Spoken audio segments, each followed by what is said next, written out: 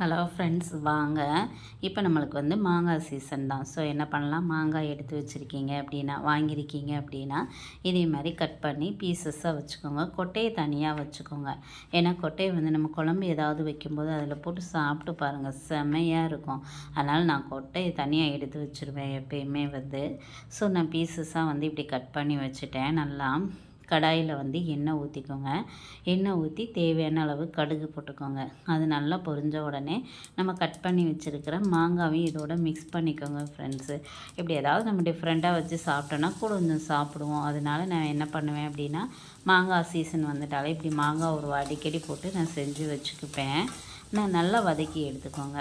இந்த ஸ்டேஜில் வந்து தேவையான அளவு வந்து சால்ட்டும் போட்டுக்கோங்க. ஸோ அதோடு சேர்ந்து வந்து அது வந்து வெந்தால் தான் கொஞ்சம் டேஸ்டியாகவும் இருக்கும், கொஞ்சம் நல்லாவும் இருக்கும். ஸோ அதனால் சால்ட் இதோட மிக்ஸ் பண்ணிக்கோங்க. மிக்ஸ் பண்ணிவிட்டு கொஞ்சம் நேரம் அந்த ஆயிலே வந்து அது வந்து வேகட்டும். தண்ணி எதுவும் ஊற்றிட வேண்டாம். தண்ணி ஊற்றினோம் அப்படின்னா நம்ம எடுத்து வைக்கிறதுனால கெட்டு போகும். ஸோ அதனால் தண்ணி எதுவும் ஊற்ற வேண்டாம். நான் 1 ஸ்பூன் வந்து சில்லி பவுடர் வந்து சேர்த்துருக்கேன். அதையும் சேர்த்து இதோட மிக்ஸ் பண்ணிக்கோங்க. அடுப்பை சிம்மில் வச்சுக்கோங்க ஃப்ரெண்ட்ஸ். சிம்மில் வச்சு செஞ்சால் தான் கீழே வந்து நம்மளுக்கு வந்து பிடிக்காது. இதுக்கு தேவையான பெருங்காயம் வந்து போட்டுக்கோங்க.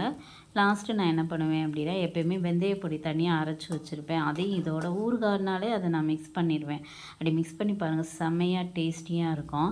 ஸோ எல்லாத்தையும் எடுத்து வச்சுட்டு லாஸ்ட்டு சாதத்தில் இதை பிசைஞ்சு சாப்பிடும்போது செம்மையாக இருக்கும் ஃப்ரெண்ட்ஸ். வேணால் ட்ரை பண்ணி பாருங்கள். சேனல் பிடிச்சிருந்துச்சுன்னா சப்ஸ்கிரைப் பண்ணுங்கள், ஃபார்வர்ட் பண்ணுங்கள்.